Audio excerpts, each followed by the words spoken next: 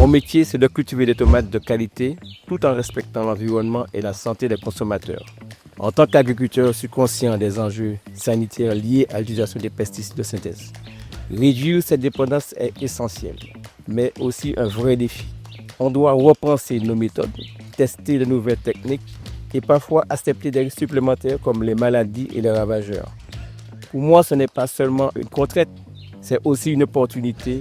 Passer à une production plus saine, c'est se démarquer, gagner la confiance des consommateurs et contribuer à une agriculture locale durable. On a adopté des solutions comme la rotation des cultures, l'utilisation des variétés résistantes et même des biopesticides. Ces pratiques agroécologiques demandent du temps et des efforts, mais elles donnent des résultats. Je me positionne en faveur d'une production locale et saine, car je crois qu'il y a un avenir pour une agriculture martiniquaise respectueuse de la nature. Dans mon quotidien, cela se traduit par des choix concrets. Privilégier les techniques naturelles, surveiller attentivement mes cultures et travailler en partenariat avec mon groupement de producteurs pour partager des solutions et optimiser nos efforts. Notre métier, en tant que groupement de producteurs, est de coordonner et soutenir les efforts de nos agriculteurs pour offrir des fruits et légumes de qualité, cultivés localement et avec des méthodes respectueuses de la santé et de l'environnement. La réduction de la dépendance aux pesticides de synthèse, enjeu sanitaire majeur, impacte directement nos activités car cela demande l'ajustement des pratiques et itinéraires culturaux de nos adhérents et de faire preuve de créativité et d'innovation et parfois d'accepter des rendements légèrement inférieurs. Être adhérent d'une OP, organisation de producteurs professionnels reconnue par l'État, permet aux exploitants de se concentrer sur leur cœur de métier, à savoir produire. L'OP s'occupant de la commercialisation et donc du suivi et de la traçabilité des productions du champ au consommateur. Ces démarches renforcent la confiance des consommateurs dans nos produits et valorisent l'image d'une agriculture martiniquaise saine et durable à travers les partenariats et les circuits de distribution locaux. Pour moi, acheter des tomates locales et sans pesticides, c'est bien plus qu'un achat simple.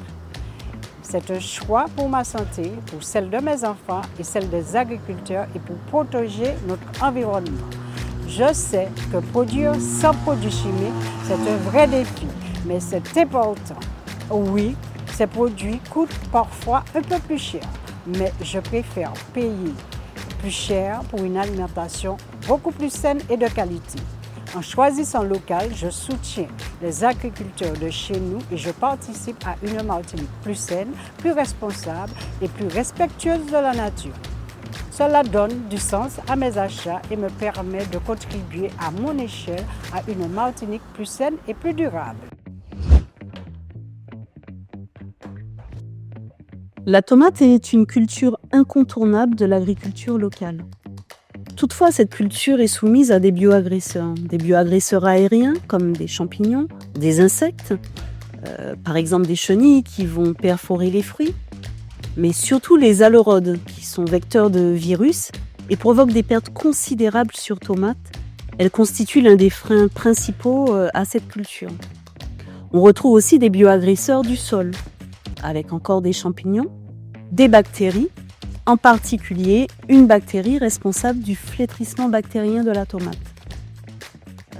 Cette bactérie provoque un dépérissement rapide des plants et les dégâts liés sont considérables et irréversibles. Ils peuvent atteindre jusqu'à 100% de perte. Tous ces bioagresseurs, non transmissibles à l'homme, sont responsables de pertes économiques importantes.